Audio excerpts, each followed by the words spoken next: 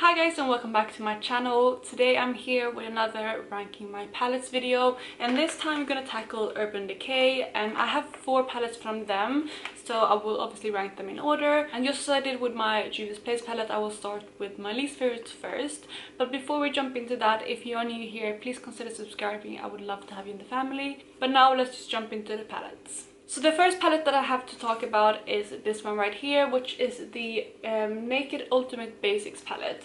I really wanted this for such a long time before getting it, and I did get this for Christmas. I also for it for Christmas one year, and I was super excited to get it. So I just really wanted to get these kind of tones, and I feel like I was really into like an all matte palette back then, and I wasn't really that into eyeshadows because I more used lipstick and like bright lip colors rather than bright eyeshadows, which I'm obviously more into today. So I feel like when this was first introduced, it was just absolutely perfect for me because I could create a lot of kind of neutral looks, and also all matte looks, which meant that it would be easier for me to rock my bold lips. But since then my makeup preferences has changed, and I don't really reach for this palette much at all. Actually, for a fact, I didn't even use this palette at all before rolling it into my Pan Lost Eyeshadows project, and I got the shade Faith, which is why I have Pan on this one. And I do like the formula of these, it's kind of the classic Urban Decay formula. And the shades are pretty. There's some shades here that I really like these kind of mauve tones, and then there's some warm browns and some like kind of more natural browns.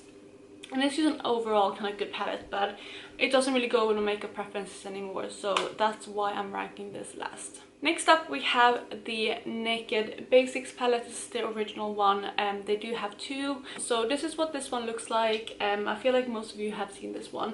I got this way before I picked up the other Ultimate Basics palettes, and when I did get this, it was way more kind of my preference, and like I said, I did used to wear these tones a lot, so I did really like having this in my collection back then. And it's just a really neat kind of palette to bring. It's an all matte palette apart from this first shade, which is more of a satin, and it's good as a highlighting shade or an inner corner shade.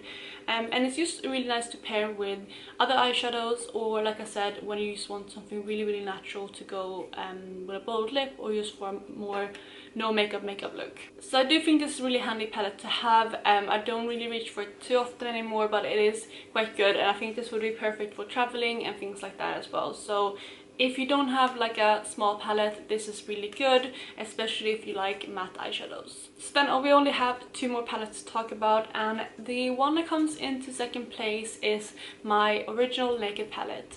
This one is the first eyeshadow palette, or like high-end eyeshadow palette that I ever purchased. It was a really exciting purchase for me at the time. I got this in New York when I first went to the States, and I had wanted this for so long, and this was very hyped on YouTube, as you might remember. I have gotten quite a lot of use out of this one, and this was like my only eyeshadow palette for a long time, so I did use it quite a bit, especially like from here down, so like the lighter shades, because again I didn't really use a lot of eyeshadows back then. And I do have 3 pans in this palette. All of them I believe are from my Pan Lost eyeshadows, but I did have really big dips in them before from my kind of everyday usage. So it is a really good all-around palette. Unfortunately it's discontinued, as you know.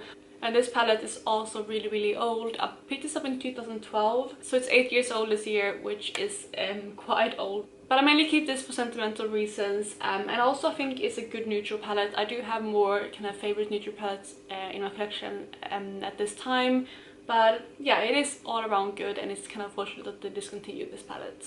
Then my number 1 eyeshadow palette from Urban Decay is my Naked Free palette. I feel like a lot of people own this but don't really love it, but I actually really enjoy this. I don't reach for it that often anymore either. I don't reach for many of my Naked palettes because yeah, I just love playing around with new formulas, and this one is also a bit older. Again, I have 2 pans in this, and they are again from my Pan Lost eyeshadows. I got a lot of use from my Naked palettes from my Pan Lost eyeshadows. But I just love this palette. I love kind of the rosy mauve tones, and I don't have anything else in my collection like this.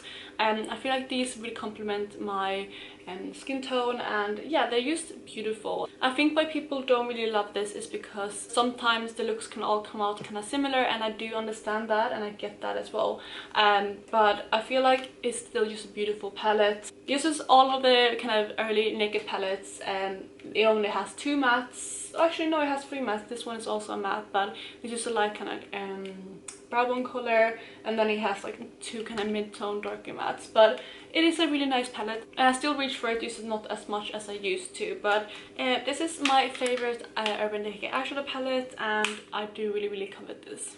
So that, I guess, was all for this video. I think this is going to be a quick and sweet video, but if you did like this, please go ahead and give it a thumbs up, and otherwise I hope you have an amazing day, and I will talk to you in my next video.